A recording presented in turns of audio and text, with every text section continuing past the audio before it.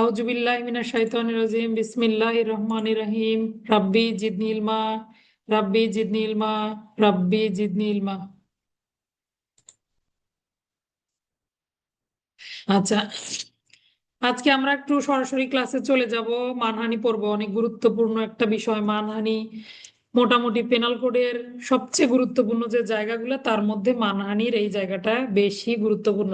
মনে করেন আপনি যদি 196 থেকে 106 গুরুত্বপূর্ণ, মানে 76 থেকে যদি 106 ধরেন, আত্মরক্ষার ব্যক্তিগত অধিকার ওই অংশটা যেমন গুরুত্বপূর্ণ, সমানভাবে মানহানির ব্যাখ্যা ব্যতিক্রম গুলো গুরুত্বপূর্ণ। তো ব্যাখ্যা খুব একটা ওইভাবে আসেনি কখনো, ব্যতিক্রম গুলা কিন্তু গুরুত্বপূর্ণ, ব্যতিক্রম গুলো দিয়ে দিতে পারে। আসেন একটু দেখি মানহানি কাকে বলে। আমরা তো এমনি বুঝি তাই না, যে একজন আরেকজনের সম্মান হানি করে ফেললো, মানহানি করলো, তাই না? এরকম আমরা চিন্তা করি মান সম্মান হানি। তাহলে এই মান সম্মান হানি কি কিভাবে হতে পারে? 499 ধারায় বলা আছে, কোনো ব্যক্তি অপর কোনো ব্যক্তির নামে যদি কুৎসা রটনা করে, নিন্দা করে, সেটা হতে পারে কথার মাধ্যমে, অন্য কারো নিকট গিয়ে গুজব করার মাধ্যমে, কোনো লিখিত কথিত শব্দাবলী বা দৃশ্যমান কল্পমূর্তির সাহায্যে। আমরা কতবার এই কথাটা পড়েছি, অনেকবার পড়েছি, রাষ্ট্রদ্রোহ সংজ্ঞা যখন পড়েছি তখন পড়েছি, তাই না? তাহলে ওই একই কথাগুলো শুধু শুধু এভাবে মানহানির সংজ্ঞাটা আসলে এভাবে লিখবো আমরা, যদি কোনো ব্যক্তি অপর কোনো ব্যক্তিকে তার সম্মানহানি করার অভিপ্রায়ে, তার মান সম্মান ক্ষুণ্ণ করার অভিপ্রায়ে জানে যে আমার এই কথা দ্বারা, আমার এই কাজ দ্বারা আরেকজন ব্যক্তির সম্মানহানি ঘটতে পারে, জেনে শুনেও যদি কি করে, তার নামে নিন্দাবাদ ছড়ায়, কুৎসা রটনা করে, তাহলে তিনি, ওই ব্যক্তি সুনাম নষ্ট করে, এগুলো করে তিনি মানহানি করেছেন বলে গণ্য হবেন। ব্যতিক্রান্ত ক্ষেত্র ব্যতিরেকে এই কথাটা বলা হয়, কারণ কিছু জায়গায় আবার ব্যতিক্রম আছে। হ্যাঁ, খাতাটা দেখতে পাচ্ছেন আমার খাতাটা?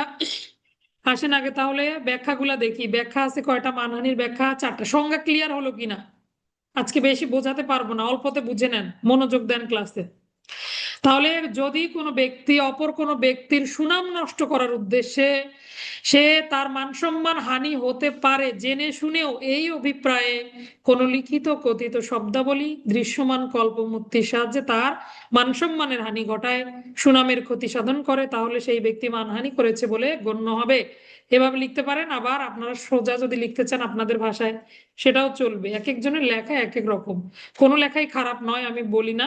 তবে হ্যাঁ, ভালো উপস্থাপনের উপরে খাতার নম্বর কিন্তু আবার ভেরি করে, ঠিক আছে?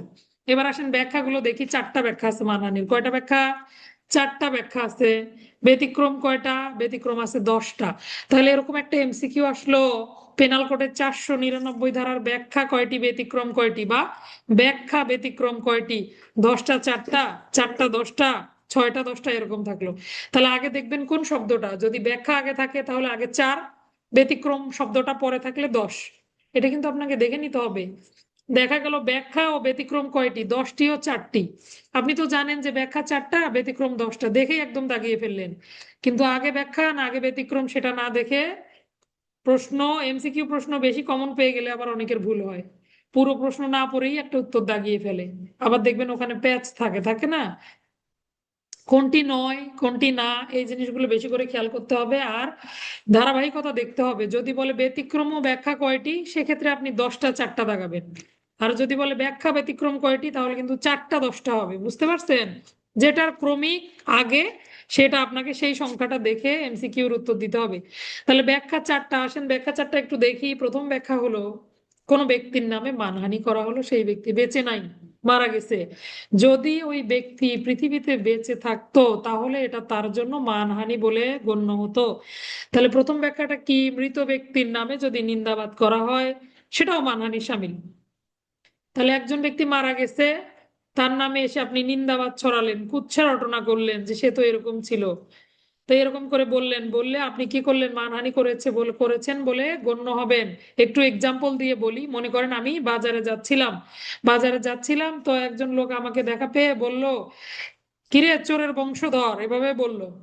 মনে করেন আমার বংশ বা আমার পূর্ব বংশ সব মারা গেছে, সে নাই, এরকম ধরেন বলল আমাকে।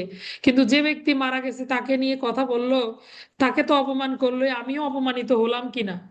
যদিও সে বেঁচে নাই। এখন যদি সে দাবি করে যে আমি তো রেবেকাকে গালি দেইনি, আমি তো গালি দিছি যে ব্যক্তি মারা গেছে তাকে, তো মারা গেছে এরকম ব্যক্তিকে গালি দিলে আবার কিসের মানহানি হবে? তাতেও কিন্তু মানহানি বলে গণ্য হবে। কেন মানহানি হবে আমি বলি, কারণ হলো এই কথাটা দ্বারা তিনি তো মারা গেছেন, তাকে তো আপনি খারাপ প্রতিপন্ন করলেন, তার নামে তো একটা কুৎসা রটনা করলেন, পাশাপাশি তার পরিবার এটাতে ছোট হলো কিনা। এটাই বুঝিয়েছে প্রথম ব্যাখ্যাতে, যে কোনো ব্যক্তি যদি মৃত ব্যক্তির নামে নিন্দাবাদ করে সেটাও মানহানির শামিল বলে গণ্য হবে। কারণ ওই ব্যক্তি যদি বেঁচে থাকতো তাহলে এটা তার জন্য মানহানিকর হতো। এখন যেহেতু সে বেঁচে নাই, তার পরিবার এবং আত্মীয় স্বজনের অনুভূতিতে যদি এটা আঘাত এনে ফেলে তাহলে এটা মানহানি হয়েছে বলে গণ্য হবে। আমি ওই কথাটাতে কষ্ট পেলাম কিনা? অবশ্যই কষ্ট পেলাম। তো তাহলে এরকম সরাসরি আমাকে বললো না, অন্য মানুষকে বললো, পরে আমি শুনতে পেলাম। তো এভাবেও মানহানি হয়, তার মানে মৃত ব্যক্তির নামে মানহানি করলেও মানহানি বলে গণ্য হবে। যদি ওই ব্যক্তি জীবিত থাকতো তার জন্য এই কথা মানহানিকর হতো, এখন যদি তার পরিবারের অনুভূতিতে আঘাত হানে তাহলেও এটা কি হবে? মানহানি বলে গণ্য হবে। 1 নম্বর ব্যাখ্যা শেষ। ব্যাখ্যা 2-এ যাব আমরা। কোনো কোম্পানি, সংঘ অথবা ব্যক্তি সমাবেশ সম্বন্ধে যদি নিন্দাবাদ করেন তাহলে সেটিও মানহানির শামিল বলে গণ্য হবে।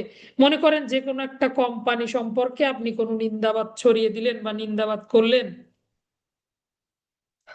আচ্ছা, আমরা তো সাধারণত মনে করি যে কোনো একজন ব্যক্তিকে বুঝি মানহানি করা হয়, কিন্তু না, আপনি যে কোনো কোম্পানির নামেও যদি কুৎসা রটনা করেন, কুৎসা ছড়িয়ে বেড়ান, সেটাও মানহানি বলে গণ্য হবে। একটা কোম্পানি, যে কোনো ধরনের একটা কোম্পানি, ধরেন আরএফএল কোম্পানি, আপনি গিয়ে এদিকে সেদিকে বলে বেড়াচ্ছেন যে আরএফএল কোম্পানি, তো অনেক সময় আমরা রেশারেশি দেখতে পাই না অনলাইনে, একজন আরেকজনের বিজনেস হ্যাম্পার করার জন্য, একজন আরেকজনের মান সম্মান ডাউন করার জন্য কি করে, সে তো এরকম, সে তো এরকম, এগুলো কিন্তু কাদা চোরাচুরি করে, এটাও কিন্তু মানহানি বলে গণ্য হবে।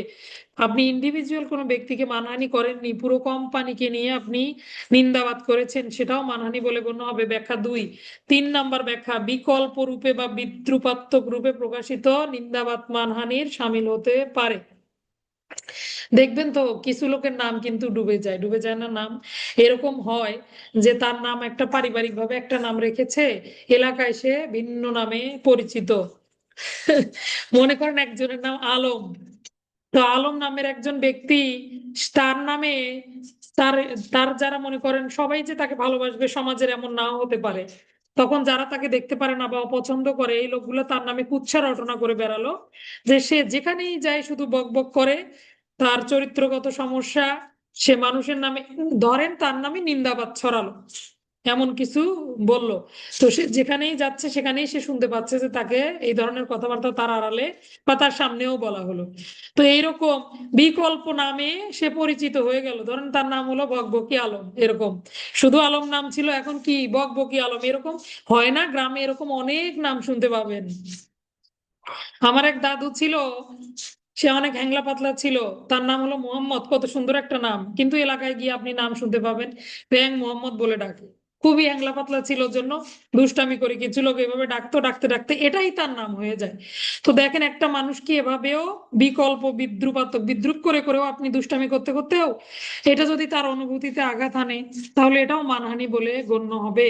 এটাই বুঝিয়েছে যে সবসময় সরাসরি আপনি মানহানি করলেন সেটা নাও হতে পারে, কাউকে বিকল্প নামে ডাকলেন, ওই দেখেন গাল কাটা নাজমুল, এরকম নাম হতে পারে, তাই না? হাত কাটা মহাশঙ্খ, কত কি নাম বের হয়। তো কত কিছু আছে। এটা না, আমি বলতে চাচ্ছি এটাই যে সরাসরি মানহানি এমন না, উনি যদি এটা ইজি ভাবে নেয় তাহলে কোনো ব্যাপার না, তার অনুভূতিতে আঘাত আনতে হবে, এটা তার জন্য কষ্টকর হতে হবে, তাহলে এটা মানহানি হয়েছে বলে গণ্য হবে। বুঝতে পারলাম আমরা? বিকল্প বিদ্রুপাত্মক করে যদি কারো বিরুদ্ধে নিন্দাবাদ করে সেটাও মানহানি শামিল বলে গণ্য হবে। এরপরে আসেন, কোন নিন্দাবাদী কোনো ব্যক্তি সুনাম নষ্ট করে না, এটা একটু পড়তে গেলে আপনার কষ্ট হবে, আমি সোজা ভাষায় বুঝিয়ে বলি।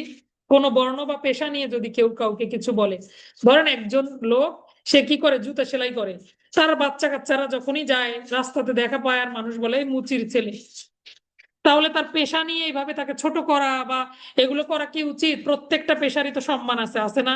সে যদি জুতা সেলাই না করতো, আপনার সেরা জুতাটা কোথায় যেত?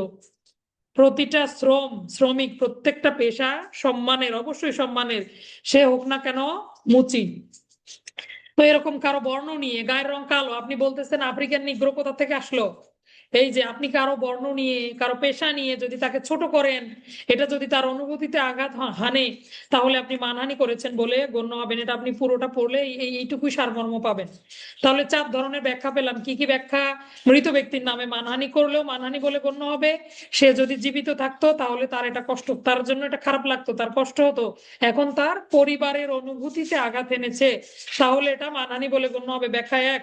ব্যাখ্যা 2, কোন কোম্পানি বা সমিতির নামে আপনি কি করতে পারেন, তার নামেও নিন্দাবাদ বা কুৎসা রটনা করলে সেটাও মানহানির মধ্যেই পড়বে। 2 নম্বর ব্যাখ্যা। 3 নম্বর ব্যাখ্যা, বিকল্প রূপে বিদ্রুপাত্মক রূপে যদি কারো মানহানি করা হয় সেটাও মানহানি বলে গণ্য হবে।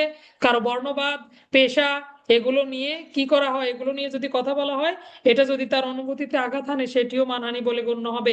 4টা ব্যাখ্যা বুঝেছি। প্রথমটা কি ছিল? মৃত ব্যক্তি সম্পর্কে। দ্বিতীয়টা কোম্পানি। তৃতীয়টা বিকল্প নাম বিদ্রুপাত্মক ভাবে ডাকা। চতুর্থটা বর্ণ বা পেশা নিয়ে কথা বলা। আচ্ছা, এইবার আমরা যাব ব্যতিক্রম 10টা। আসেন একটু 10টা ব্যতিক্রম আমরা দেখব। যদি মনোযোগ দেন ক্লাসেই 10টা ব্যতিক্রম মুখস্থ হয়ে যাবে। আর যদি মনোযোগ না থাকে তাহলে তো সারাদিন বসে থাকলেও ক্লাসে পড়া হবে না। ছোট করে লিখেছি, খাতা, আমার খাতা দেখেন, ছোট করে লিখেছি দেখেন। কোন ব্যক্তি, কোন শব্দ, চিহ্ন, শব্দাবলী, দৃশ্যমান কল্পমূর্তির সাহায্যে অপর কোন ব্যক্তির খ্যাতি অথবা সুনাম নষ্ট করলে তাকে মানহানি, তিনি মানহানি করেছেন বলে গণ্য হবেন। মানহানির ইংরেজি কি জানি নাকি আমরা? ডিফ্যামেশন। ডিফ্যামেশন। ফেম, ফেম মানে হচ্ছে সুনাম, আর ডিফ্যামেশন মানে সুনাম নষ্ট করা। তাহলে ডিফ্যামেশন হচ্ছে মানহানি। হ্যাঁ, ডিফ্যামেশন উচ্চারণটা হলো ডিফ্যামেশন। এরপরে আসেন যাদের ইংরেজি পড়তে খুবই সমস্যা, মানে নিতে কষ্ট হবে, তারা না হয় বাদ দিয়ে ফেলেন। আসেন ব্যাখ্যা 4টা, ব্যতিক্রম 10টা। ব্যাখ্যা 4টা তো লেখাই আছে, আমরা অলরেডি পড়ে ফেললাম। এবার আসেন ব্যতিক্রম 10টা। ব্যতিক্রম কথাটার মানে কি? ব্যতিক্রম মানে কি? মানহানি হবে নাকি মানহানি হবে না বলেন? ব্যতিক্রম মানে কিন্তু মানহানি হবে না, বুঝতেছি। তাহলে ব্যতিক্রম মানে হলো কখন মানহানি মানহানি বলে গণ্য নয়, এ ধরনের যদি প্রশ্ন দিয়ে দেয় তাহলে আপনি শুধু 10টা ব্যতিক্রম থেকে উত্তর করবেন। তার মানে ব্যতিক্রম মানে কি? কোন কোন ঘটনাগুলো মানহানির মধ্যে পড়বে না। সর্বপ্রথম আসেন জনমঙ্গলের জন্য সত্য দোষারোপ। জনমঙ্গলের জন্য সত্য দোষারোপ, একটা করে উদাহরণ করি, না হলে এগুলো মাথায় ঢুকবে না। জনসাধারণের মঙ্গলের জন্য আপনি যদি কাউকে সত্য সত্য দোষারোপ করেন, হ্যাঁ, ভিন্নতা, ব্যতিক্রম মানে ভিন্ন, মানহানি নয়। তাহলে আপনি এই জনকল্যাণের উদ্দেশ্যে যদি কাউকে সত্যি সত্যি দোষারোপ করে ফেলেন, তাহলে এটা কি হবে না? মানহানি বলে গণ্য হবে না। মনে করেন লিয়াকত নামক একজন ব্যক্তি, তিনি একজন জনপ্রতিনিধি। তিনি কি করলো? চেয়ারম্যানের বয়স্ক ভাতার কার্ডগুলো সঠিকভাবে বিতরণ না করে মর্মে তিনি একটা মিটিং এ উঠে তার নামে দোষারোপ করলো। মনে করেন গ্রামে একটা যে কোনো মিটিং হলো, এর মধ্যে লিয়াকত ভাই উপস্থিত আছে, আবার চেয়ারম্যান সাহেবও আছে। চেয়ারম্যান সাহেব কি করছে? শুধু তার আত্মীয় স্বজনকে এই যে বয়স্ক ভাতার যে কার্ড, এটা বিলি করে বেড়ায়। আসলেই যারা বয়স্ক বা দুস্থ, যাদেরকে দেওয়া উচিত, তারা এটা পাচ্ছে না। তখন তিনি কি করলেন? তিনি ওইখানে দাঁড়িয়ে বললেন যে চেয়ারম্যান সাহেব, আপনি তো এই কাজটা ঠিক করতেছেন না। আপনি যাদেরকে এই কার্ডগুলো দেওয়া উচিত, আপনি তাদেরকে এগুলো কেন দিচ্ছেন না? এভাবে দোষারোপ করলো কিনা চেয়ারম্যানকে। চেয়ারম্যান যদি এখন থানায় দৌড় মারে, থানায় যায় যে লিয়াকত আমার মানহানি করেছে, তো এইভাবে যদি গিয়ে বলে থানায়, তাহলে কি থানা মামলা নিবে? না। কেন নয়? জনসাধারণের কল্যাণের উদ্দেশ্যে তিনি এই কথাটা বলেছেন। এই জন্যই বলেছে ব্যতিক্রম একে, জনকল্যাণের জন্য যদি কেউ কাউকে সত্যি দোষারোপ করে। এই দোষারোপটা সত্যি ছিল কিনা? অবশ্যই সত্যি ছিল। সত্য দোষারোপ কখনোই মানহানি বলে গণ্য হবে না। ব্যতিক্রম 1। এরপরে যাব ব্যতিক্রম 2।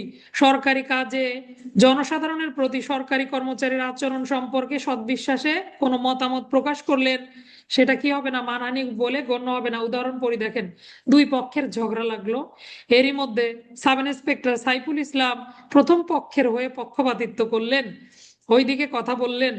সামারি টামারি হয়েছে কিনা, এখন ওইদিকে তিনি কথা বললেন, বুঝতে পারছেন? এখন জসিম নামক জনৈক ব্যক্তি, তিনি এখন সাব ইন্সপেক্টর সাইফুলকে বলল যে আপনি পক্ষপাতিত্ব করছেন কেন? বুঝতে পারছেন? তো এই যে উনি এইভাবে পক্ষপাত দুষ্ট হয়েছেন বা পক্ষপাতিত্ব করেছেন, তার বিরুদ্ধে একটা এলিগেশন নিয়ে আসা হলো যে তিনি একজন অফিসার মানুষ, পুলিশ অফিসার, সে পক্ষপাতিত্ব করলো, এইভাবে দোষারোপ করা হলো। এখন উনি রাগে ক্ষোভে গিয়ে বললো যে দাঁড়ান তো, আপনার বিরুদ্ধে আমি মানহানির মামলা দেবো, আপনি আমাকে এইভাবে দোষারোপ করলেন না, এই সুযোগ নাই। কারণ জনসাধারণের, যেহেতু এটা একটা জনসাধারণের সমস্যা, দুই পক্ষের মধ্যে মারামারি অথবা যে কোনো ঝামেলা, এই যে সরকারি কাজ করতে গিয়ে সরকারি কর্মচারীর আচরণ হবে স্ট্রিক্ট, সে কোনো পক্ষে কথা বলবে না, সে ন্যায়ের পক্ষে কথা বলবে, তাই কি না? তো ইনি পক্ষপাতিত্ব করেছেন, এই সম্পর্কে আরেকজন আপনার বিরুদ্ধে এলিগেশন নিয়ে আসতেই পারে। তো এই আচরণ সম্পর্কে যদি কোনো ব্যক্তি মতামত দেয়, সেটা কিন্তু মানহানি বলে গণ্য হবে না। তাহলে প্রথমটা কি বললাম? জনকল্যাণের জন্য সত্য দোষারোপ। দ্বিতীয়টা কি বললাম? সরকারি কাজে সরকারি কর্মচারীর আচরণ সম্পর্কে সৎবিশ্বাসে মতামত। তাহলে জসিম কি করছে? সৎবিশ্বাসে মতামত প্রকাশ করেছে যে সাইফুল স্যার আপনি তো এটা ঠিক করছেন না। বুঝতে পারছি। ব্যতিক্রম 2, সরকারি কর্মচারীর আচরণ সম্পর্কে সৎবিশ্বাসে মতামত প্রকাশ মানহানি বলে গণ্য হবে না। এবার আসেন ব্যতিক্রম 3, গণ সমস্যা সম্পর্কে কোনো ব্যক্তির আচরণ। তাহলে ওখানে কি ছিল? জনকল্যাণ, এখানে কি গণসমস্যা। এই গণসমস্যাটা কিরকম হতে পারে দেখেন। গণসমস্যা আইনগত প্রতিনিধি নির্বাচনের জন্য, আইনগত প্রতিনিধি নির্বাচনের জন্য কৌশিক জামালের পক্ষে ভোট চায়, তার আচরণ সম্পর্কে রফিক সৎবিশ্বাসে বলে যে আপনি ওনার পক্ষে ভোট চাওয়ার কে, যা মানহানি বলে গণ্য হবে না। এভাবে যদি কেউ কাউকে বলে তাহলে কি হবে না? মানহানি বলে গণ্য হবে না। একটু কঠিন হয়ে গেল তাই না? একজনের পক্ষে আরেকজন ভোট চেয়ে বেড়াচ্ছে। তো এটা একটা জনসমস্যা না? সবার ভোটে নির্বাচিত হলে জনপ্রতিনিধি নির্বাচিত হবে, তাই না? তিনি জনসাধারণের দেখভাল করবেন, সকলের স্বার্থ জড়িত। এই জন্য একজন কি করলো? সৎবিশ্বাসে তাকে বলল যে এটা তো জনসমস্যা, এখানে আপনি ওনার পক্ষে, হ্যাঁ জনসমস্যা, এটা নিয়ে আপনি কথা বলতেছেন কেন? যে যিনি প্রতিনিধি তিনি কথা বলবে। এই যে সৎবিশ্বাসে যদি সমস্যা সম্পর্কে কোনো ব্যক্তি কোনো আচরণ করে বা কোনো কথা বলে ফেলে, সেটা অপরাধ বলে গণ্য হবে না। আর একটু বলি, আরো একটা এক্সাম্পল আছে। মনে করেন রাস্তা নির্মাণ হচ্ছে, তো রাস্তাটা কার কার? সকলের, যারা যারা ওই রাস্তাটা ব্যবহার করে, পথচারী, যত পথচারী, সে হতে পারে আপনার এলাকার, ভিন্ন এলাকার, তাই না? হাইওয়ে হলে তো কথাই নাই, সারা দেশের। তো এই রাস্তা নির্মাণ হচ্ছে, মনে করেন রাস্তাটাতে ঠিক মতো যে যে পরিমাণে ইনভেস্ট করেছে সরকার, এই রাস্তা যেভাবে মজবুত হওয়ার কথা এভাবে মজবুত হচ্ছে না। তো এটা একটা সমস্যা না? এই সমস্যা সম্পর্কে যদি কোনো ব্যক্তি কথা বলে যে আপনি কন্ট্রাক্টর সাহেব আপনি এভাবে রাস্তা নির্মাণ করছেন কেন, আপনি তো ঠিক করছেন না, যেখানে সিমেন্ট বালির অনুপাত এত থাকা কথা আপনি এখানে শুধু বালি দিয়ে দিচ্ছেন, এভাবে বলতে পারে। এই যে গণসমস্যা সম্পর্কে কোনো ব্যক্তির আচরণ মানহানি বলে কিন্তু গণ্য হবে না। এখন উনি যদি বলে যে আমি এত বড় ঠিকাদার, সারা বাংলাদেশে আমার সব রাস্তা আমি করতেছি, যমুনা সেতু আমি বানাইছি, আপনি কোথা থেকে আসছেন হে আমাকে মানহানি করতে? এই বলার সুযোগ নাই। কেন? গণসমস্যা সম্পর্কে যে কোনো ব্যক্তি যে কোনো কিছু বলতে পারে সৎবিশ্বাসে, এটা মানহানি বলে গণ্য হবে না। তাহলে 3টা পেলাম: জনকল্যাণে কারো সত্য দোষারোপ, সরকারি কর্মচারীর আচরণ সম্পর্কে মতামত, গণসমস্যা সম্পর্কে কোনো ব্যক্তির আচরণ। এরপরে আসেন আদালতের রিপোর্ট। আদালত একটা, মনে করেন হাই প্রোফাইল যে মামলাগুলো থাকে সেগুলোর রিপোর্ট কিন্তু আদালত রিপোর্ট প্রকাশ করে, আবার এগুলো অনেক সময় সংবাদপত্রেও চলে যায়। তো আদালত যদি কোনো রিপোর্ট প্রস্তুত করে, এই রিপোর্ট জানার পরে যদি কেউ মনে করে যে না আমাকে তো কি করা হয়েছে, অপমানিত করা হয়েছে, ফলাও করে আমার নামে এরকম দুর্নাম, এটা আদালত রিপোর্ট দিল ঠিক আছে, কিন্তু এটা প্রকাশ হলো কেন, তাহলে আমি এখন মানহানির মামলা করবো, এই ধরনের কিছু করার সুযোগ নাই। আদালতের রিপোর্টের উপর ভিত্তি করে কোনো ব্যক্তি যদি মনে করে যে আমার মানহানি হয়েছে, সেটি মানহানি বলে গণ্য হবে না। কত নাম্বার ব্যতিক্রম? ব্যতিক্রম 4, আদালতের রিপোর্ট মানহানি বলে গণ্য নয়।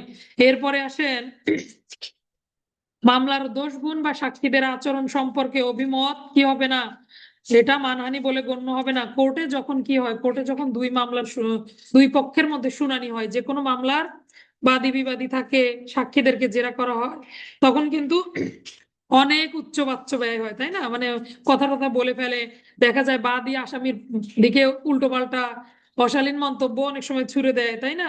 যে তুমি তো চোর, তোমার 14 গোষ্ঠী চোর, এই পর্যন্ত কোর্টে নিয়ে আসছো আমাকে, অনেক কথাবার্তা কিন্তু হয়ে যায়।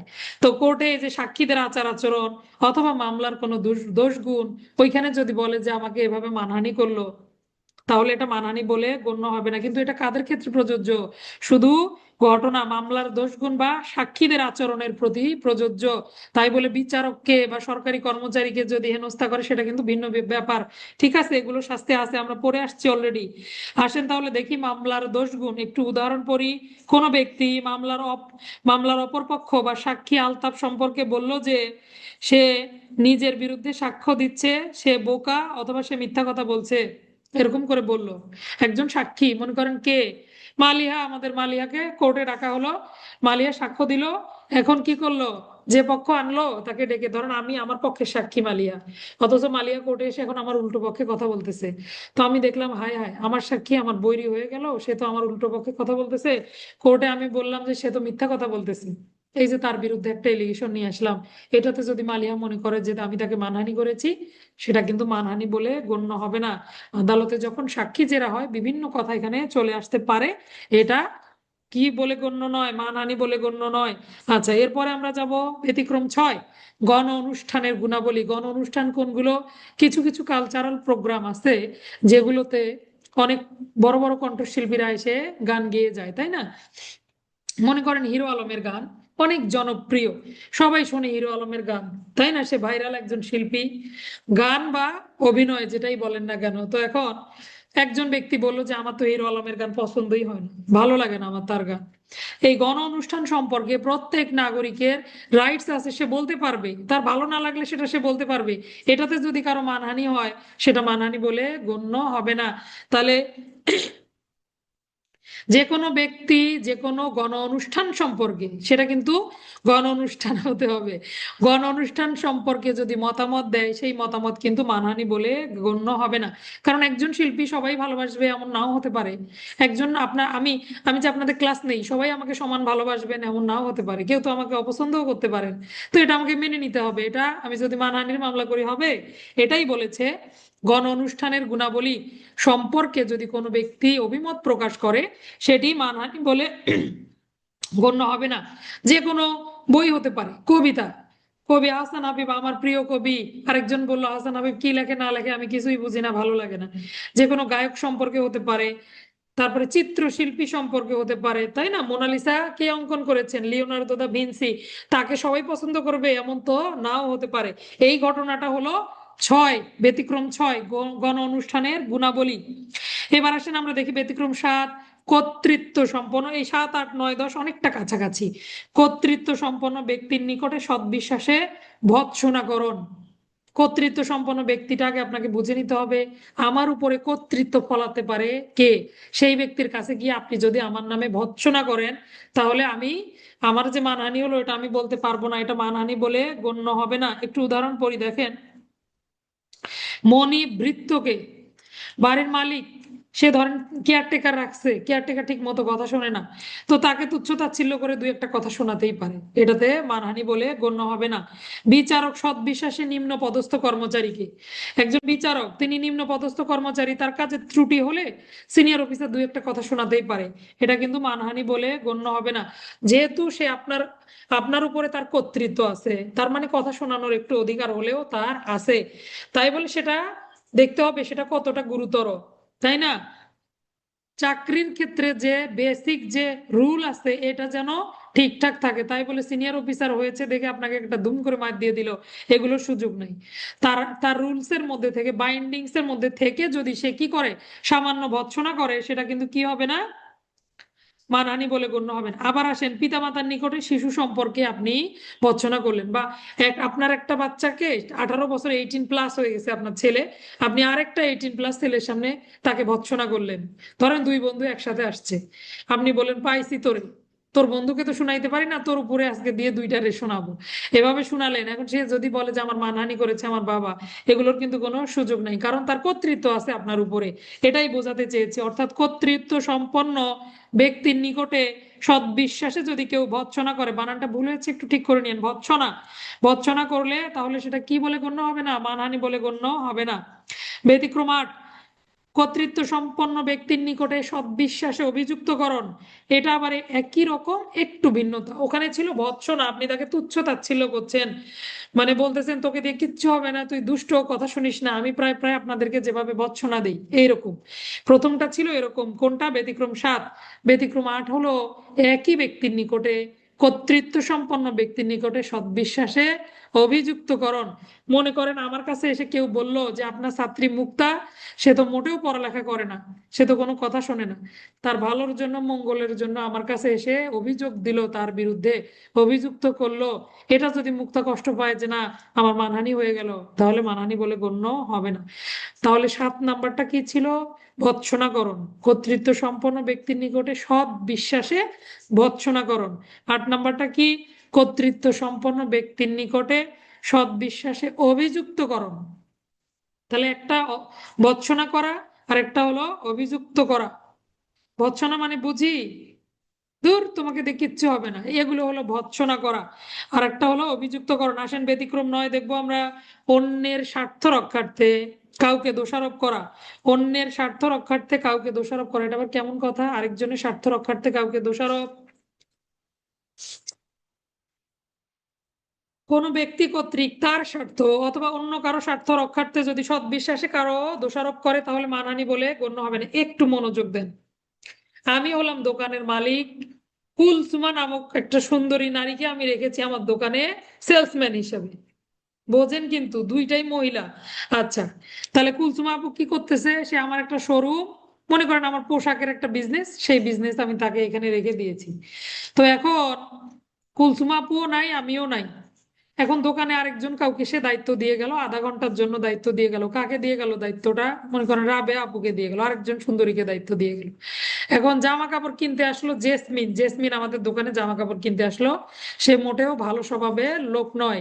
এখন কুলসুমা আপু যখন দোকান ছেড়ে যায়, তখন রাবে আপুকে বলল যে আপু আপনি তো দায়িত্ব নিলেন দোকানের, ঠিক আছে, জেসমিন আসলে বুঝি বাকি দেন? সে কিন্তু বাকি নিলে আর কোনোদিন শোধ করে না। এইভাবে ধরেন জেসমিনের নামে সে রাবেয়াপুর কাছে দোষারোপ করলো। তো জেসমিন আসলো রীতিমতো, এসে জামা কাপড় দেখতেছে। রাবেয়াপু বললো যে আপনাকে আমরা কাপড় চোপড় দেখাবো না, আপনি তো টাকা পরিশোধ করেন না। কে বলছে? কুলসুম আপু বলছে। এখন সে তেরে গেল মামলা দিতে। সুযোগ নাই। কেন সুযোগ নাই? কারণ আমার জেসমিন চলে আসছে, শেষ আজকে আমার খবর। আচ্ছা, শেষ করে আসুন না, খবর আছে। আরে বাবা, তুমি জেসমিন না রে, পৃথিবীতে বহু জেসমিন আছে। আচ্ছা, মানে তুমি আমাকেই বলছো।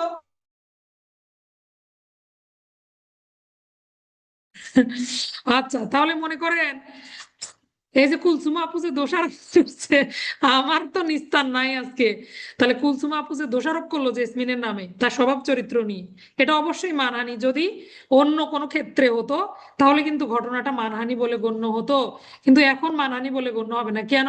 এই দোকানের সাথে স্বার্থ জড়িত। এখন যদি রাবে আপু দিয়ে দেয় কাপড় চোপড়, সে যদি আর এই দাম পরিশোধ না করে, তাহলে সে ক্ষতিগ্রস্ত হলো, আলটিমেটলি কুলসুমা আপু ক্ষতিগ্রস্ত হলো, আমি মালিক আমি ক্ষতিগ্রস্ত হলাম। আমাদের 3-4 জন ব্যক্তি স্বার্থ জড়িত আছে কিনা বলেন? সবার স্বার্থ। তাহলে স্বার্থ রক্ষার্থে সে কি করছে? দোষারোপ করছে তাকে। কাজে এটা মানহানি বলে গণ্য হবে না। এইরকমই কিন্তু ঘটনাটা, বুঝতে পারছেন কিভাবে বুঝাইলাম? একজন ব্যক্তি তার নিজের স্বার্থ রক্ষার্থে অথবা অন্য কারো স্বার্থ রক্ষার্থে যদি কাউকে দোষারোপ করে, তাহলে সেটা মানহানি বলে গণ্য হবে না। এটা ছিল 9 নাম্বার ব্যতিক্রম। এবার আসেন ব্যতিক্রম 10। সতর্ককৃত ব্যক্তির কল্যাণার্থে অথবা গণকল্যাণে সতর্কতা। সতর্ককৃত ব্যক্তির কল্যাণার্থে, যাকে আপনি সতর্ক করে দিচ্ছেন তার কল্যাণের স্বার্থে আপনি তাকে কি করলেন? সতর্কতা, আপনি তাকে সতর্ক বানিয়ে দিলেন। মনে করেন একটা লোক কি করলো, দেখলো যে 3টা ছেলে বাইকে করে যাচ্ছে, সে স্পিড কত, 90-এর উপরে মোটরসাইকেলের স্পিড। ছেলেরা দুষ্ট না, এরকমই তো করে। আর গাড়ি যখন যায়, 2 স্ট্রোক গাড়ি টানলে যেভাবে শব্দ হয় এরকম শব্দ হয়, ভো শব্দ করে কিন্তু গাড়ি যায় মাঝে মাঝে। আপনি যখন হাঁটবেন মনে হবে যে বিমান চলে গেল পাশ দিয়ে। তো মনে করেন এরকম 3টা ছেলে গাড়ি নিয়ে গেল, তো কোনো একজন ব্যক্তি এই ছেলে তিনটাকে চেনে, ছেলের বাবার কাছে গেল, গিয়ে বলল আপনার ছেলেরা যেভাবে রাস্তায় গাড়ি চালায় তাতে করে যে কোনো মুহূর্তে কি হতে পারে, অ্যাক্সিডেন্ট হতে পারে, অথবা তারা মারা পড়তে পারে, বা যে কোনো বড় ধরনের বিপদ হতে পারে। তাহলে সে কি গণকল্যাণে অ্যাক্সিডেন্ট হওয়া থেকে যাতে না হয় বা তারা যাতে সাবধান হয় তাকে সতর্ক করলো তার কল্যাণার্থে, এইভাবে যদি অভিযুক্ত করে বা দোষারোপ করে তাহলে সেটা মানহানি বলে গণ্য হবে না। দেখেন একটা উদাহরণ দিছি, জকে বলল যে আপনার ছেলে অযথা কলহ বিবাদে জড়ায়, আবার এত গতিতে কাউকে আপনি বললেন, আপনি সরাসরি তাকেই বললেন যে এত গতিতে গাড়ি চালিও না, তোমার বিপদ হয়ে যেতে পারে, তোমার গাড়ি চালানো একদম ভালো না, বা তাকে বললেন যে তুমি তো গাড়ি চালানোর যোগ্যতাই রাখো না। তো সে মনে করলো যে আমাকে মানহানি করলো বা আমার নামে মানহানি করে বেড়াচ্ছে, এই ধরনের কিছু করার সুযোগ নাই। উদাহরণগুলো যদি পড়েন ইনশাল্লাহ বুঝতে পারবেন। আসেন আমরা উদাহরণ পড়লাম, এখন একটু সহজভাবে পড়বো। 10টা জিনিস কি কি ছিল ক্লাসেই মুখস্থ করে ফেলবো ইনশাল্লাহ। তাহলে প্রথমটা ছিল জনমঙ্গলের জন্য সত্য দোষারোপ, জনসাধারণের মঙ্গলের জন্য যে কোনো ব্যক্তিকে সত্য সত্য যদি দোষারোপ করেন মানহানি বলে গণ্য হবে না। ব্যতিক্রম 1। ব্যতিক্রম 2, সরকারি কর্মচারীর আচরণ সম্পর্কে কোনো ব্যক্তির মতামত প্রকাশ মানহানি বলে গণ্য হবে না। ব্যতিক্রম 3, জনসাধারণের সমস্যা বা গণসমস্যা সম্পর্কে কোনো ব্যক্তি অথবা গণসমস্যা সম্পর্কে যদি কোনো ব্যক্তি কোনো আচরণ করে ফেলে, কোনো কিছু বলে ফেলে, তাহলে সেটা অপরাধ মানহানি বলে গণ্য হবে না বা মানহানির মধ্যে পড়বে না। 4 নম্বর হলো আদালতের রিপোর্ট। আদালতের রিপোর্ট যদি প্রকাশ হয় তাতে যদি কারো মানহানি হয় মানহানি বলে গণ্য হবে না। ব্যতিক্রম 5, সাক্ষীদের দোষ গুণ অথবা আদালতের মোকদ্দমার দোষ গুণ অথবা সাক্ষীদের আচার আচরণ নিয়ে যদি কোনো এমন কোনো পরিস্থিতি তৈরি হয় যাতে আপাতত মানহানি মনে হলেও মানহানি বলে গণ্য হবে না। গণ অনুষ্ঠানের গুণাবলী সম্পর্কে যে কোনো ব্যক্তির মতামত মানহানি বলে গণ্য হবে না। কর্তৃত্ব সম্পন্ন ব্যক্তির নিকটে সদ্বিশ্বাসে ভৎসনা মানহানি বলে গণ্য হবে না। সদ্বিশ্বাসে অভিযুক্তকরণ মানহানি বলে গণ্য হবে না। কোনো ব্যক্তি নিজের স্বার্থ বা অন্যের স্বার্থ রক্ষার্থে যদি দোষারোপ করে তাও মানহানি বলে গণ্য হবে না। এবং জনকল্যাণে কাউকে সতর্ক করে দিলে মানহানি বলে গণ্য হবে না। এবার আসেন ছোট পাতাটাতে, ছোট্ট যে আরেকটা আলাদা পিডিএফ দেয়া আছে প্রথমে, এইটা খেয়াল করেন।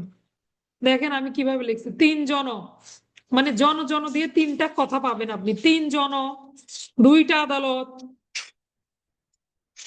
3 জন 2 আদালতে গণভর্ৎসনা করে সদ্বিশ্বাসে অভিযুক্ত ব্যক্তিকে নিজের স্বার্থ রক্ষার্থে দোষারোপ করলেও গণকল্যাণে সতর্কতা হয়।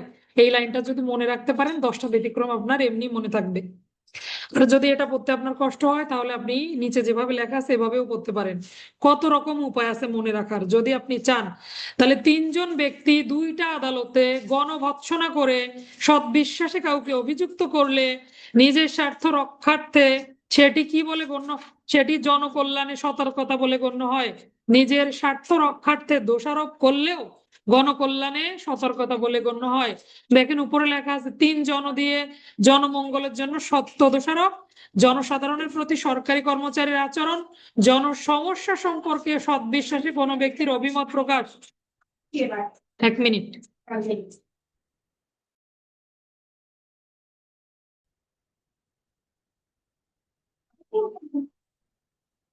আচ্ছা তাহলে বুঝতে পারছি 3টা জন, কি কি 3টা জন? জনকল্যাণের জন্য সত্য দোষারোপ, জনসাধারণের প্রতি সরকারি কর্মচারীর আচরণ, জনসমস্যা সম্পর্কে যে কোনো ব্যক্তির সদ্বিশ্বাসে অভিমত প্রকাশ। 2টা আদালত, আদালতের রিপোর্ট, আদালতে সাক্ষীদের দোষ গুণ অথবা আদালতে মোকদ্দমার দোষ গুণ বলতে পারেন, মামলার দোষ গুণ, সাক্ষীগণের আচার আচরণ, মোকদ্দমার দোষ গুণ। তাহলে 2টা আদালত গেল। লিয়াকত ভাই ক্লাসে মনোযোগ দেন, পড়া ধরবো কিন্তু। এবার আসেন গণ দিয়ে কি হয়? গণ অনুষ্ঠানের গুণাবলী, গণ অনুষ্ঠান সম্পর্কে যে কেউ যখন, এদিকে 5টা হয়ে গেল। প্রথম 3টা কি ছিল? জন, তারপরে 2টা আদালত, আদালতের রিপোর্ট, আদালতে সাক্ষীদের দোষগুণ বা মোকদ্দমার দোষগুণ। এরপর আসেন গণ দিয়ে হলো গণ অনুষ্ঠানের গুণাবলী সম্পর্কে যে কোনো ব্যক্তির মতামত। এরপর আসেন ভৎসনা দিয়ে হলো কোনো ব্যক্তির নিকটে ভৎসনাকরণ, আর একটা হলো অভিযুক্তকরণ। কর্তৃত্ব সম্পন্ন ব্যক্তির নিকটে কোনো ব্যক্তি সম্পর্কে অপর কোনো ব্যক্তি সম্পর্কে ভৎসনাকরণ অভিযুক্তকরণ।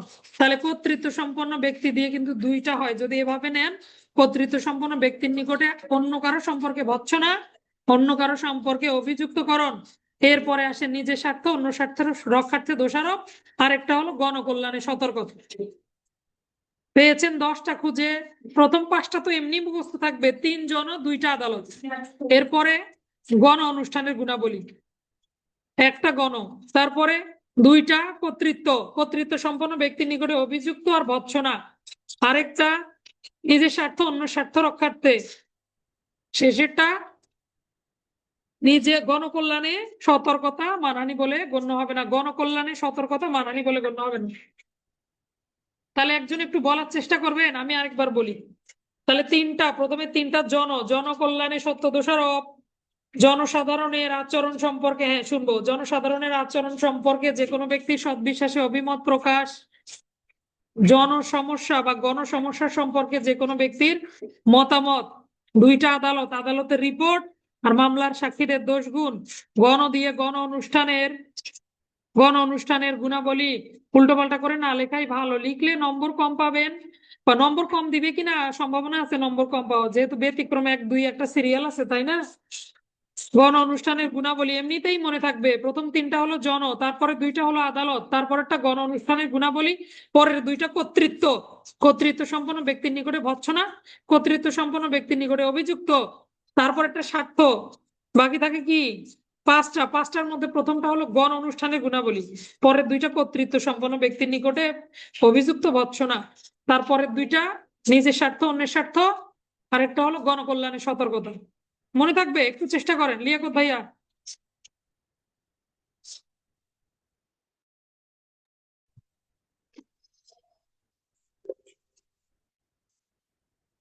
বলবো স্যার?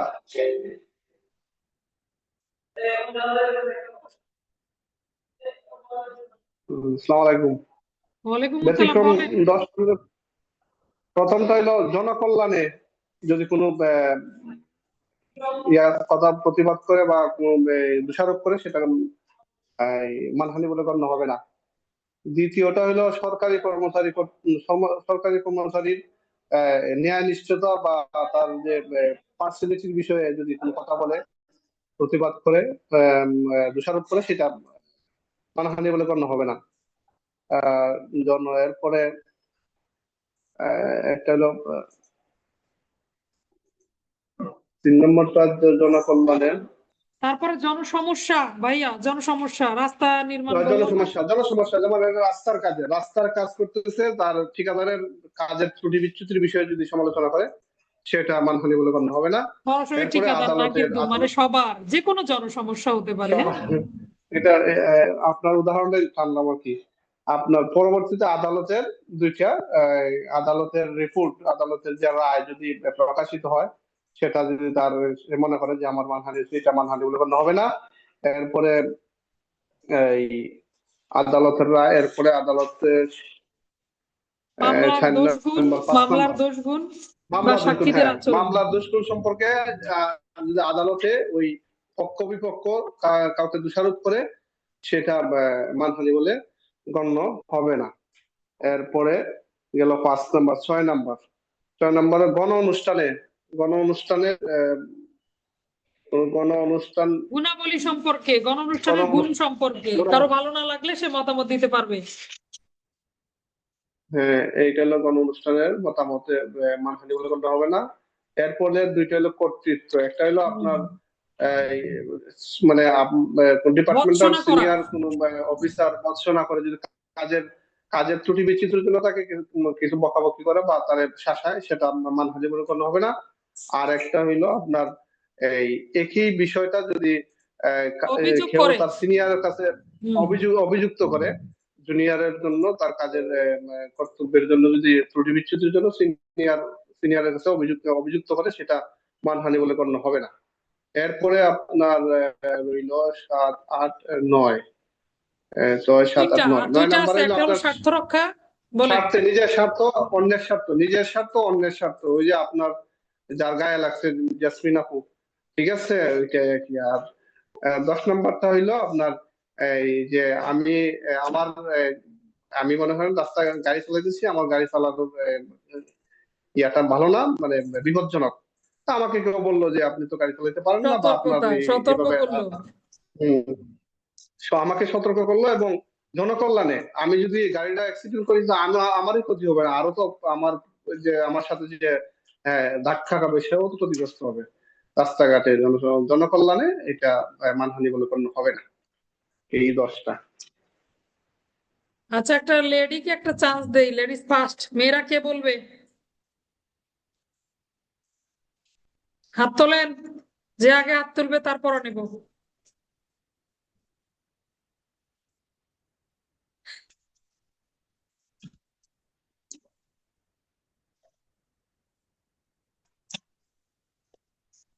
কি ব্যাপার, মেয়েরা কেউ পড়া হয় নাই ক্লাসে?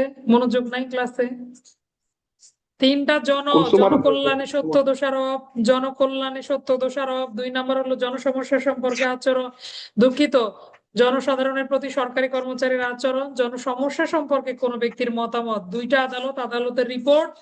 আরেকটা কি, মামলার দোষগুণ। গেল 5, আর থাকে 5টা। প্রথমটা হলো গণ অনুষ্ঠানের গুণাবলী সম্পর্কে আপনি বলতে পারবেন। 2টা হলো কর্তৃত্ব সম্পন্ন ব্যক্তির নিকটে অভিযুক্তকরণ অথবা কর্তৃত্ব সম্পন্ন ব্যক্তির নিকটে ভৎসনা। এই গেল 2টা, না আগে ভৎসনা পরে হলো অভিযুক্তকরণ। আর 2টা কি, নিজের স্বার্থ অন্যের স্বার্থ রক্ষার্থে দোষারোপ, আরেকটা হলো গণকল্যাণে সতর্কতা। এই তো, একটু চেষ্টা করেন না, তাহলে তো হয়ে যায়। মন নাই ক্লাসে।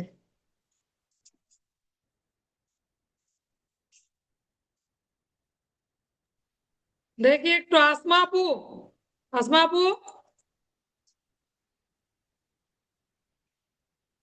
হ্যাঁ, সালমা, সালমা পড়ো বলো। এই যে আসমা আপু সালাম মাইক্রোফোন আলাইকুম ছেড়ে স্যার। ফেলছে। হ্যাঁ, ওয়ালাইকুম আসসালাম। শুনি একটু 10টা কথা। বেশি একটু ভালো হবে না স্যার? আমার ভালো দরকার নাই, চললেই হইলো। জন মঙ্গলের জন্য সত্য দোষারোপ করা। জন মঙ্গলের জন্য সত্য দোষারোপটা মানে হচ্ছে জনগণের কল্যাণের বা মঙ্গলের জন্য যদি কোনো কাউকে সত্য কথা বলেই তাকে দোষটা ধরে ফেলে, তখন আর কি এটা মানহানি বলে গণ্য হবে না। সরকারি কাজে জনগণের প্রতি সরকারের কর্মচারীর আচরণ সম্পর্কে মানহানি বলে গণ্য হবে না। এটা আসলে আমি একটু বুঝাই বলতে কম পারতেছি। আচ্ছা, আপনি শুধু সূচিটা বলেন, মানে শুধু ব্যতিক্রম গুলো বললেই হবে। গণসমস্যা সম্বন্ধে বেশি কোনো ব্যক্তির আচরণ মানহানি বলে গণ্য হবে না। যেটা হচ্ছে অনেকেরই সমস্যা, মানে আমাদের জনসাধারণের সকল সমস্যা সম্পর্কে কোনো ব্যক্তি যদি তার বিরুদ্ধে কোনো কথা বলে, সেটা মানহানি বলে গণ্য হবে না। আদালতের রিপোর্ট যদি কারো বিরুদ্ধে বা কারো মানহানি আচরণ মানে মনে হচ্ছে যে আদালত এমন একটা রিপোর্ট দিল, সেটা কারো মানহানি বলে গণ্য হবে না। মামলার দোষ গুণ আহ কারো পক্ষে গেলে বা সাক্ষীর আচরণ এই ধরনের অভিমত দিলে সেটা মানহানি বলে গণ্য হবে না। গণ অনুষ্ঠানের গুণাবলী এই ক্ষেত্রে মানহানি বলে গণ্য হবে না। আহ, কয়টা গেল? কারো আর 4টা আছে, কর্তৃত্ব বলেন। সম্পন্ন কারো কর্তৃত্ব সম্পন্ন ব্যক্তির নিকট আহ, বর্ষনা, সেটা মানহানি বলে গণ্য হবে না। কর্তৃত্ব সম্পন্ন ব্যক্তির অভিযুক্তকরণের সব বিশেষে অভিযুক্তকরণের মানহানি বলে গণ্য হবে না।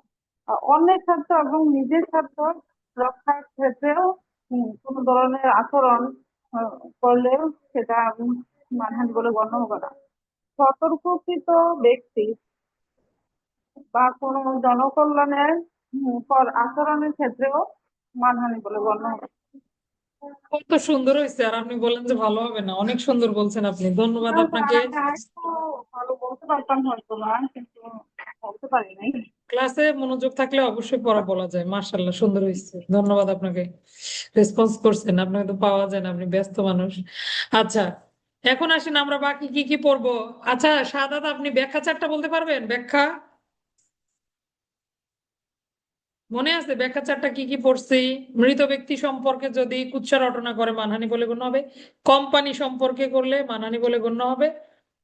আরেকটা কি ব্যাখ্যা পড়লাম, কারো এই বিদ্রুপাত্মক রূপে যদি মানহানি করে মানহানি বলে গণ্য হবে। আরেকটা হলো কোন ব্যক্তির বর্ণ পেশাকে ছোট করে যদি মানহানি করে মানহানি বলে গণ্য হবে। এই হলো চারটা ব্যাখ্যা।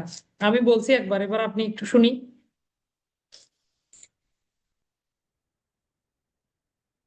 খোলা যাচ্ছে না? রাজ দেন। এই তো হয়েছে।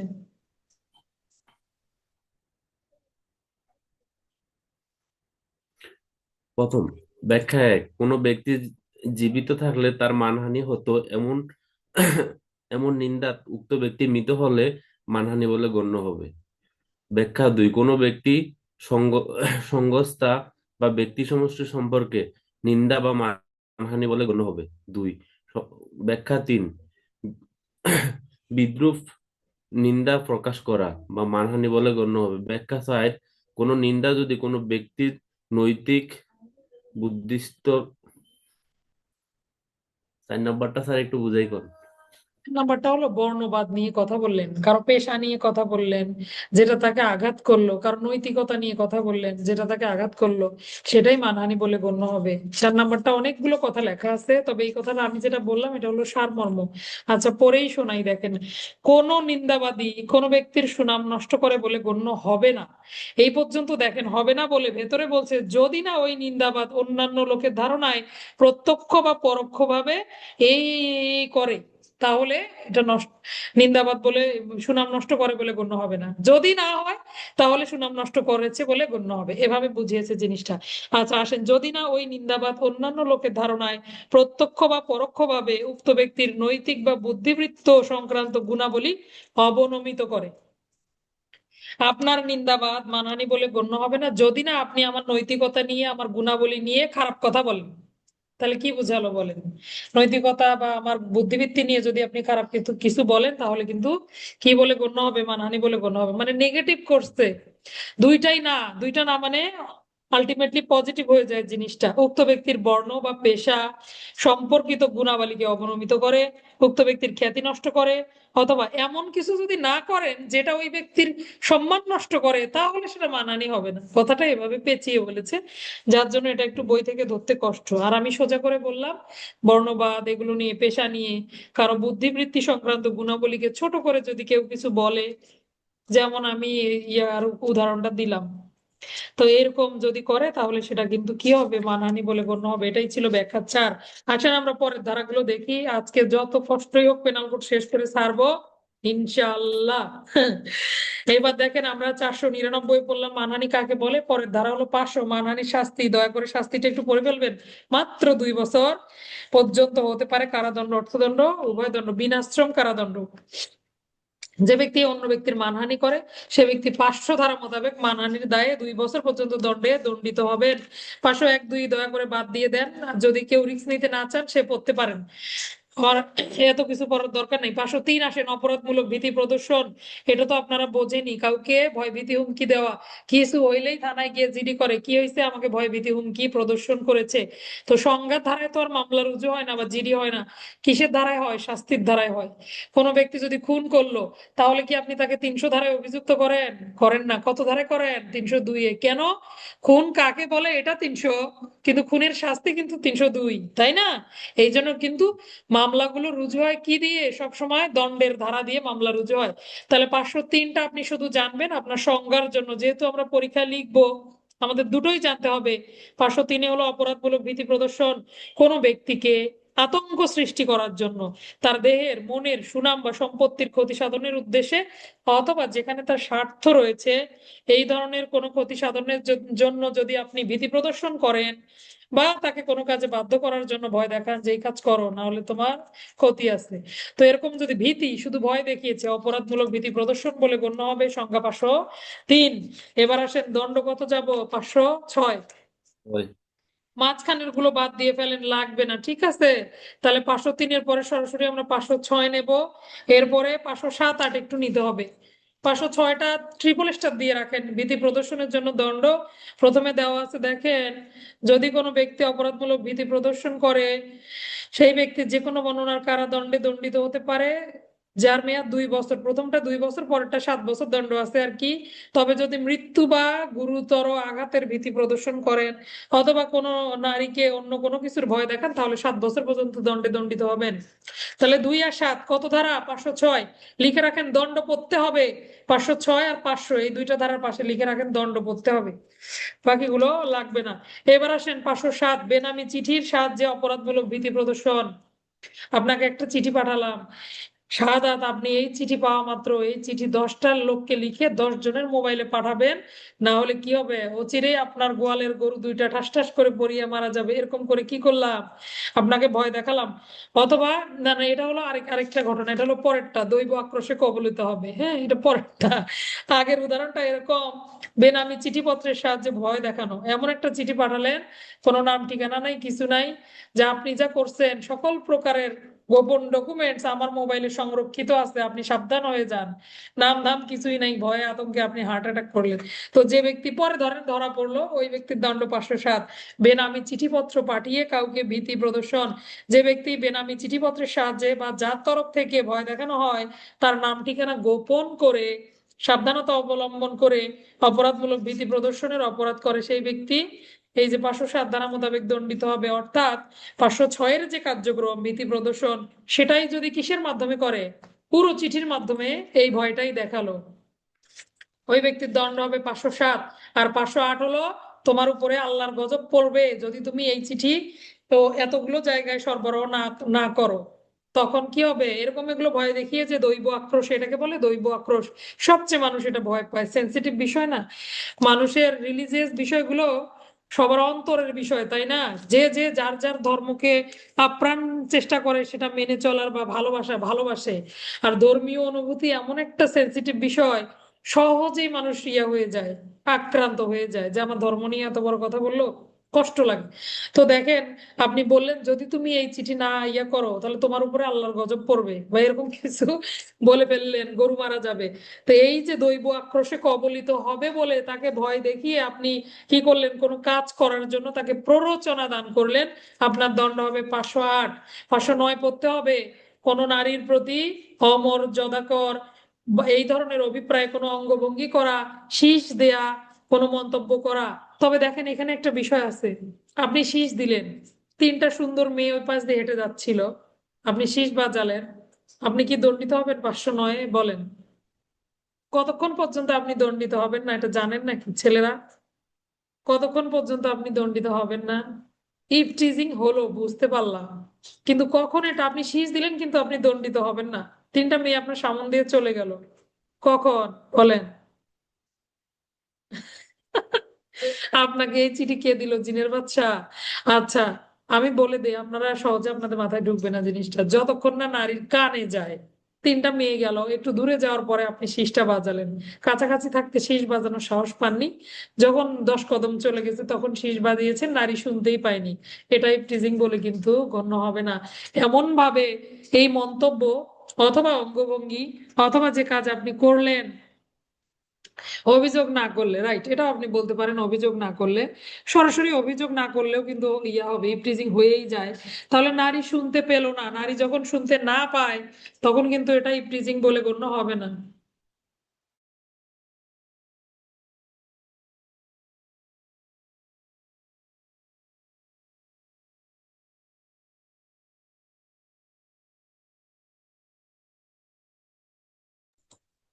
I am extremely sorry. আচ্ছা, যেখানে ছিলাম আসেন।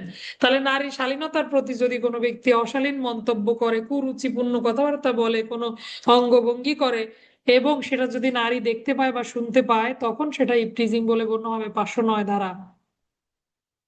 আচ্ছা, বুঝি না আপনার কথা। আচ্ছা, এরপরে আসেন যৌন হয়রানি, আবার কোনটাতে চলে যাবে? যৌন হয়রানিতে কিন্তু স্পর্শ করতে হয়, হ্যারাসমেন্ট, এটা কিন্তু আরো, এটার থেকে আরো মারাত্মক অপরাধ, বুঝতে পারছেন? 509টা হলো আপনি মুখে কোনো মন্তব্য করলেন, অঙ্গভঙ্গি করলেন, এমন কোনো কাজ করলেন যেটা নারী দেখতে পেলো বা শুনতে পেলো, অথবা কোনো বস্তু প্রদর্শন করলেন যেটাতে নারীর মানে সম্ভ্রমহানি হলো এক প্রকারের বলা যায়, তাহলে সেটা কি হবে? ইফটিজিং হয়েছে বলে গণ্য হবে। 509 ধারা 510 আসেন, প্রকাশ্যে মাতাল ব্যক্তির, আমরা যখন নারী শিশু পড়বো নারী শিশু 10, সেটা আমরা তখন পরিষ্কার হয়ে যাবে ইনশাল্লাহ। আপাতত এইটুকু নেন যে মুখেই শুধু ইয়া করলো, উত্ত্যক্ত করলো নারীকে। 509 510 প্রকাশ্যে মাতাল ব্যক্তির অশোভন আচরণ, এই ধারাটা হলো পেনাল কোডের সর্বনিম্ন শাস্তির ধারা। আমরা আগে পড়েছি না, প্রথম যেদিন বিসমিল্লাহ করি ক্লাস সেদিন পড়েছিলাম পেনাল কোডের সর্বোচ্চ শাস্তির ধারা 303, সর্বনিম্ন শাস্তির ধারা 510। ধারার দণ্ড কত? দণ্ডটা কিন্তু পড়তে হবে, দণ্ডের উপরে ট্রিপল স্টার দিয়ে রাখেন, এই দণ্ডটা জানতে হবে। যার মেয়াদ 24 ঘন্টা পর্যন্ত হতে পারে বা 10 টাকা পর্যন্ত, 24 ঘন্টা 10 টাকা, এভাবে মনে রাখলেই হবে। 24 ঘন্টা পর্যন্ত দণ্ডে দণ্ডিত হবে, বিনাশ্রম কারাদণ্ড অথবা 10 টাকা পরিমাণে দণ্ডে দণ্ডিত হবে। এইবার আসেন 511 ধারা। শুকুর আলহামদুলিল্লাহ, this is the last section of penal code, তাই না? 511 ধারা দিয়ে আমাদের ক্লাস শেষ হবে। আচ্ছা, যাবজ্জীবন কারাদণ্ডে অথবা কারাদণ্ডে দণ্ডনীয় অপরাধ সমূহের উদ্যোগ গ্রহণ। উদ্যোগ মানে কি? ঘটনা ঘটানোর চেষ্টা করেছেন আপনি। আমি একটা প্রশ্ন দিয়েছিলাম পেনাল কোডের 399 ধারা পড়ার সময়, বলেছিলাম আপনাদেরকে যে কোনো ঘটনা বা কোনো অপরাধ সংগঠিত হতে গেলে 4টা উপাদান লাগে। কয়টা উপাদান লাগে? 4টা উপাদান। তার মধ্যে এই অপরাধের 4টা উপাদানে 3টা শাস্তি আছে, একটা শাস্তি নাই। সেটা হলো কি? অভিপ্রায়। অভিপ্রায়ের কিন্তু শাস্তি নাই। আপনি মনে মনে অভিপ্রায় করেছেন, এখনো অপরাধ করেননি, আপনাকে দণ্ড দেওয়ার সুযোগ নাই। কিন্তু আপনি অপরাধের অভিপ্রায় করেছেন, চেষ্টাও করেছেন, চেষ্টার দণ্ড আছে। সমবেত হয়েছেন, দণ্ড আছে। সংগঠন করে ফেললে তো দণ্ড আছেই, তাই না? অভিপ্রায় প্রস্তুতি, দেখেন এখানে সুন্দর করে লেখা আছে, অভিপ্রায় প্রস্তুতি, উদ্যোগ, অনুষ্ঠান, এই 4টি হলো অপরাধের স্তর বলতে পারি বা অপরাধের উপাদান বলতে পারি। প্রত্যেকটি অপরাধের কয়টি স্তর রয়েছে? 4টি স্তর রয়েছে। কি কি? অভিপ্রায় প্রস্তুতি, উদ্যোগ, অনুষ্ঠান। অভিপ্রায়ের পাশে লেখেন অভিপ্রায়ের কোনো শাস্তি নেই, বাদ বাকি প্রস্তুতি নিলেও শাস্তি, উদ্যোগ গ্রহণ করলেও শাস্তি, অনুষ্ঠান করলে তো শাস্তি আছেই। এইবার আসেন আমরা 511 ধারাটা দেখবো।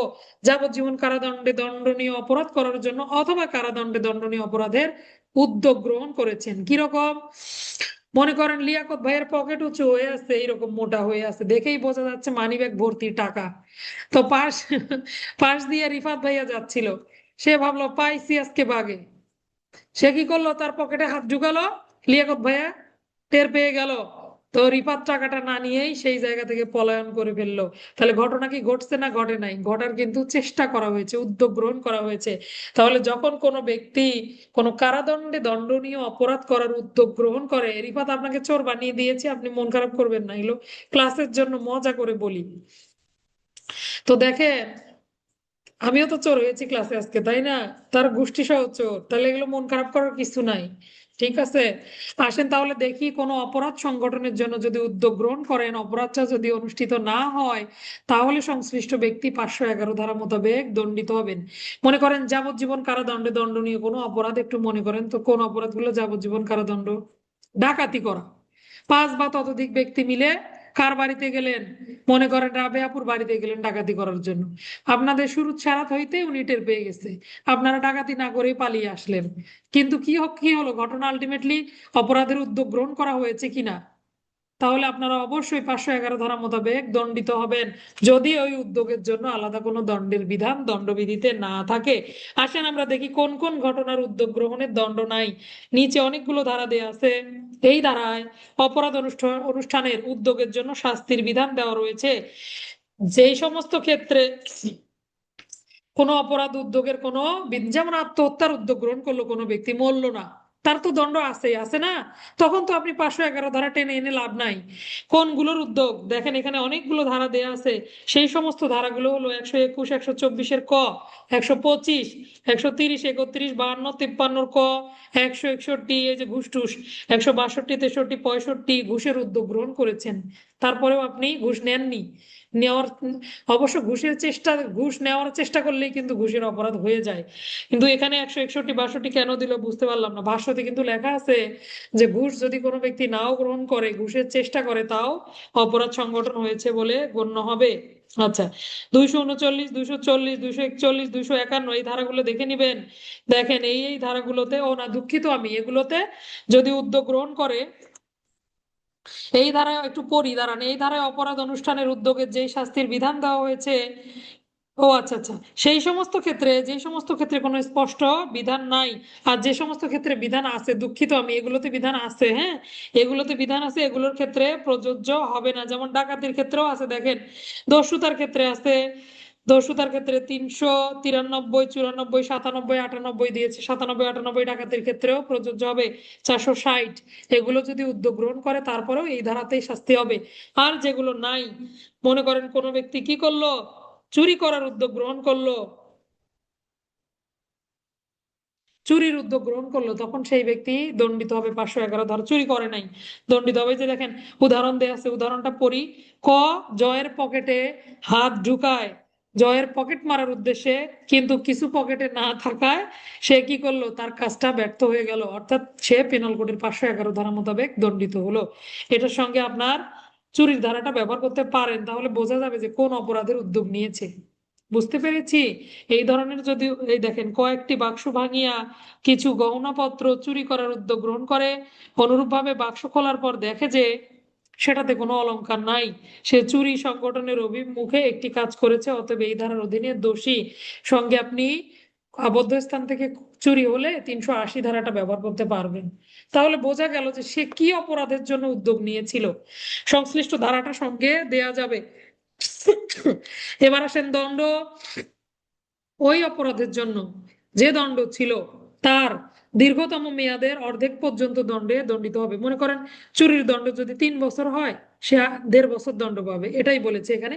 দণ্ড আপনার জানার দরকার নাই। তাহলে 511 ধারা হলো যাবজ্জীবন কারাদণ্ড অথবা কারাদণ্ডে দণ্ডনীয় অপরাধ সমূহের সংগঠনের জন্য উদ্যোগ গ্রহণ করা, তাই না? ঠিক আছে, এই পর্যন্তই আমাদের ক্লাস। ধন্যবাদ সবাইকে। কোন কোন ধারাগুলো নিলাম মনে আছে?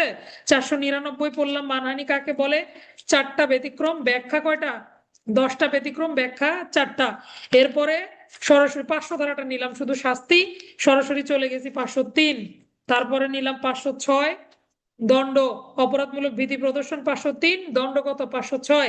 507-এ বেনামি চিঠিপত্রের মাধ্যমে, 508-এ কোনো ব্যক্তি দৈব আক্রোশে কবলিত হবে এরকম ভয় দেখিয়ে কি করা, এরকম ভয় দেখিয়ে তাকে দিয়ে কোনো কাজ করিয়ে নিয়ে প্ররোচনা দেয়া, কোনো কাজের প্ররোচনা দেয়া 508। 9, 10 পড়তে হবে। 9 হলো ইফটিজিং, 10 হলো মাতাল ব্যক্তির অশোভন আচরণ, 511 যাবজ্জীবন কারাদণ্ড অথবা কারাদণ্ডযোগ্য অপরাধের উদ্যোগ গ্রহণ।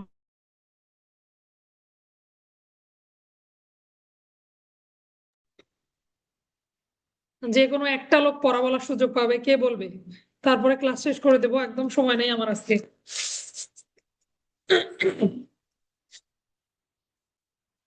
রিপন মাহমুদ ভাইয়া, একটু বলেন দেখি শুনি, কি কি পড়ছি আমরা আজকে।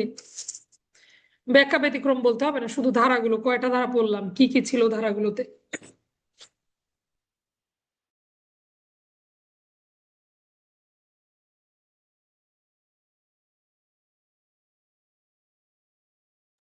দেখি আমাকে শুনতে পাচ্ছেন? শুনতে পাচ্ছেন না? আচ্ছা, সাইফুল স্যারের পড়া শুনি। বাদল বলো, বাদল। সাইফুল স্যার কি ক্লাসে আছে? নাই। আচ্ছা, বাদল বলো, কি কি পড়ছি আজকে।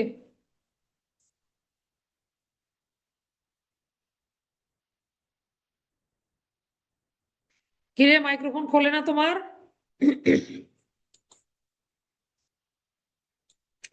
দাঁড়ান, সবগুলো খুলে দিচ্ছি। ক্লাসের পড়াটা ক্লাসেই তৈরি করে নেওয়া উচিত, এটা প্রত্যেকটা ভালো ছাত্রের বৈশিষ্ট্য। তাহলে এখন যদি আপনি ভালো ছাত্র না হন, তাহলে তো এরকমই হবে।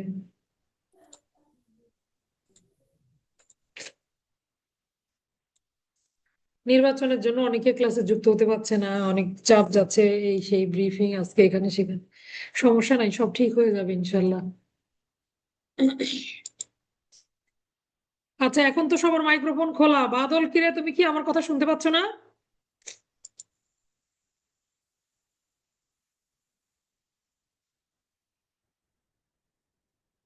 রিফাত, পড়া বলেন।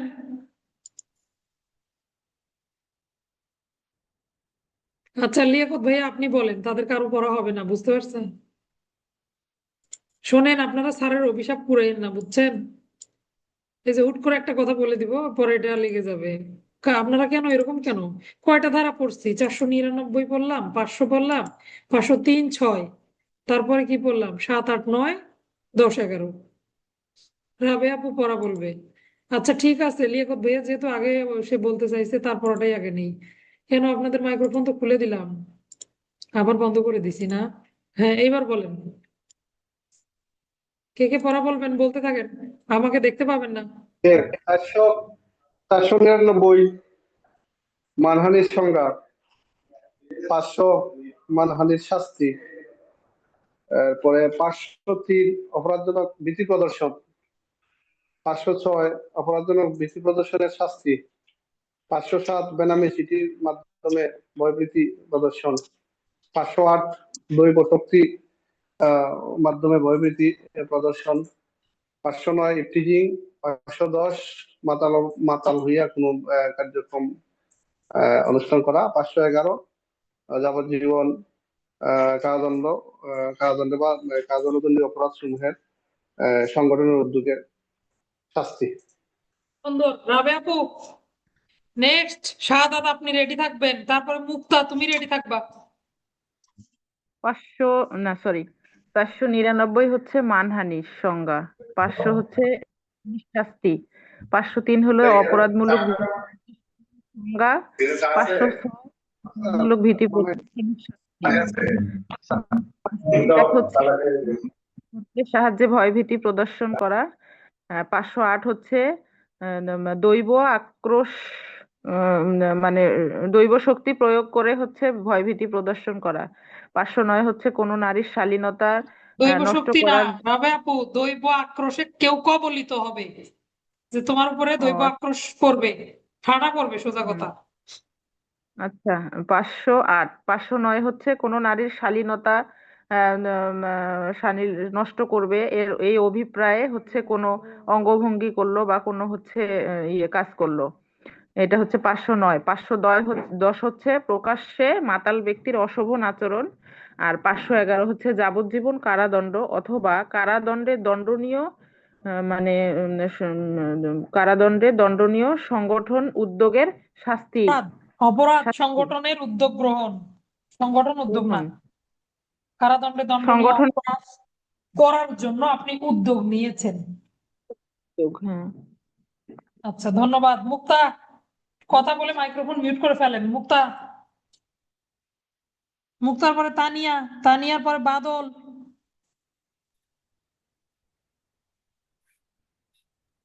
আসসালামু আলাইকুম স্যার। আচ্ছা বলো।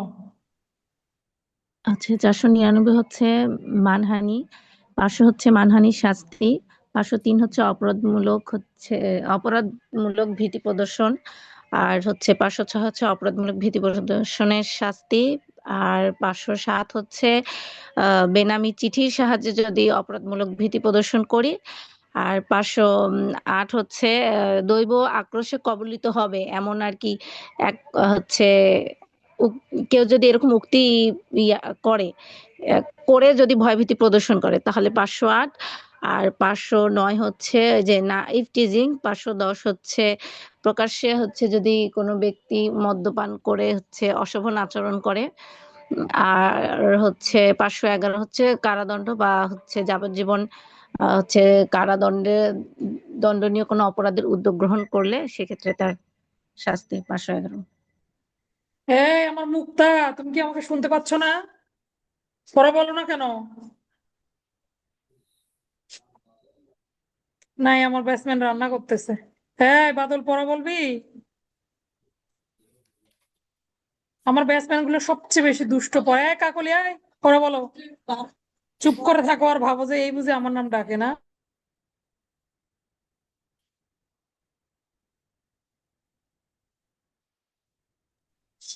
তাহলে কি করা উচিত তাদেরকে বলেন। তোরা 3টা ক্লাসের পর আমাকে ভিডিও কল দিবি রে। এই মালিহা, তুমি কি আমাকে শুনতে পাচ্ছ? মালিহা, দেখেন আমার ছাত্ররা কত দুষ্ট, দেখছেন? হ্যাঁ রিফাত, আপনি কোথায়? 5টা 6টা ধারা পড়তে আপনাদের দাঁত ভাঙতেছে। রিপন মাহমুদ, সাদত ভাইয়া বলেন। Good boy. 499 মানহানির সংজ্ঞা ব্যাখ্যা 4টি, ব্যতিক্রম 10টি। 500 মানহানির দণ্ড। 503 অপরাধজনক ভীতি প্রদর্শনের সংজ্ঞা। 506 অপরাধজনক ভীতি প্রদর্শনের শাস্তি। 507 বেনামি চিঠির মাধ্যমে অপরাধজনক ভীতি প্রদর্শনের দণ্ড। 508 কোন দৈব আক্রোশ কবলিত হবে বিশ্বাস করানোর জন্য দণ্ড। 509 কোনো নারীর শালীনতার প্রতি অমর্যাদার অভিপ্রায় মন্তব্য করার। 510 প্রকাশ্য মাতাল ব্যক্তির অশোভন আচরণ। 511 যাবজ্জীবন কারাদণ্ড বা কারাদণ্ড দণ্ডনীয় অপরাধের চেষ্টা করার দণ্ড। মাশাআল্লাহ, খুবই সুন্দর ভাইয়া। ঠিক আছে, বাকি দুষ্টদের সাথে আমি আর কথা বলবো না, তারা পচা, তারা রেসপন্স করে না ডাকলে। স্যার 506 একটু স্যার বুঝছি না। 506 বোঝেন না কেন? অপরাধমূলক ভীতি প্রদর্শন। স্যার, বুঝছি না বলতে স্যার অনেক 506 সময় একটা মামলাতে হলো, দেখি যে স্যার 506 এর ব্র্যাকেটে ক্লোজ 2 থাকে স্যার। ভাইয়া 2 নাই, বুঝছেন, বইয়ে 2 নাই, কিন্তু দ্বিতীয় যে সেকশনটা আছে দেখেন, দ্বিতীয় যে মানে সেকশন না, স্যার দুঃখিত, জি স্যার, দ্বিতীয় যে এটাই। অংশটা আছে, এই অংশটা থেকে কিন্তু আমি আসলে জি ভিডিওতে স্যার। আসার উপায় নাই, এই অংশটা থেকে ইয়া হয়, বেশিরভাগ অপরাধগুলো এই অংশকে কভার করে। এই মোবাইল বন্ধ করতে, শুনতে পাচ্ছি। জি স্যার, এটাই বুঝছি না আর কি স্যার। মানে 502 এর কি 506 এর কিন্তু 2 নাই, কিন্তু যেহেতু যুগে যুগে চলে আসছে এই জন্য এটাই নিয়ম হয়ে গেছে, বুঝতে পারছেন, দণ্ডটা একটু বেশি। মামলাতে আর স্যার দেখি স্যার স্পেসিফিক দেয়। ওই অংশটা বা ওই অপরাধগুলা বোঝানোর জন্য কিন্তু এই এই এই 2 ব্যবহার করা হয়, বুঝতে পারছেন। আগামী ক্লাসে শুনবেন, আগামী ক্লাসে শুনবেন, এটা সাইফুল স্যার সুন্দর করে সেদিন বলছিল, আমরা সাইফুল স্যারের থেকে শুনে নেবো ইনশাল্লাহ। ঠিক আছে, আমাদের ক্লাসেই কত আচ্ছা গুণী স্যার, লোক আছে। ধন্যবাদ স্যার। ঠিক আছে ভাইয়া, আসসালামু আলাইকুম, এখানেই ক্লাস সমাপ্ত ঘোষণা করা হইলো, শুভরাত্রি।